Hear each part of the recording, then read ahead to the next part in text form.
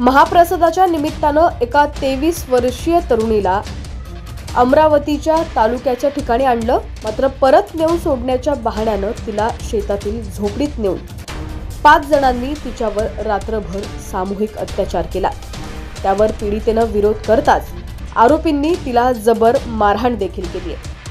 संपूर्ण प्रकार तिच्यासोबत काय घडला होता पाहूयात। त्याआधी तुम्ही HPN मराठी न्यूज चॅनलला सबस्क्राइब केलं नसेल तर नक्की सबस्क्राइब करा आणि बेल आयकॉनवर क्लिक करून नोटिफिकेशन्स मिळवा, जेणेकरून आमचे अपडेट्स लवकरात लवकर तुमच्यापर्यंत पोहोचतील।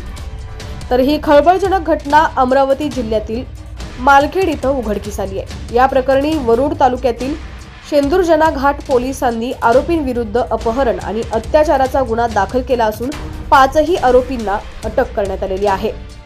या प्रकरणी 5 जणांना पोलिसांनी अटक केली असून या 5 संशयित आरोपींची नावं ही सोशल मीडियावरती देखील समोर आलेली आहेत। यातील महेश वाघवारे नामक तरुण हा पीडित तरुणीच्या कुटुंबियांच्या परिचित आहे, त्यामुळे तो लाही म्हणजे प्रसादाकरिता मालखेड इथं घेऊन जातो असं तिच्या आईला सांगून तो तिला मालखेड इथं घेऊन गेला। त्यानंतर त्यानं पीडितेला रात्रभर आपल्या घरी ठेवलं। 28 जानेवारीला तो तरुणीला तिच्या मूळ गावी सोडून देण्यासाठी निघाला। महेशनं तिला दुचाकीवर बसवलं, मात्र गावी न जाता त्यानं गाडी शेतीच्या दिशेने वळवली। दरम्यान शेतात असलेल्या एका खोलीत तरुणीला नेण्यात आलं। त्यानंतर पिंटू हरले हा देखील घटनास्थळी दाखल झाला। त्यानंतर या दोघांनी तिच्यावर अतिप्रसंग केला।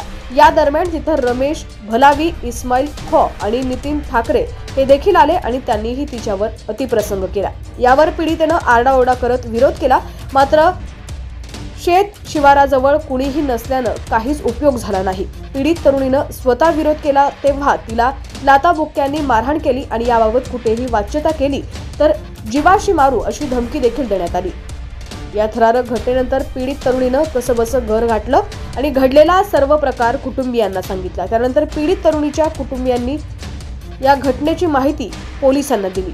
या तक्रारीवरून 29 जानेवारीच्या रात्री 10च्या सुमारास पोलिसांनी आरोपींविरुद्ध अपहरण आणि अत्याचाराचा गुन्हा दाखल केलाय।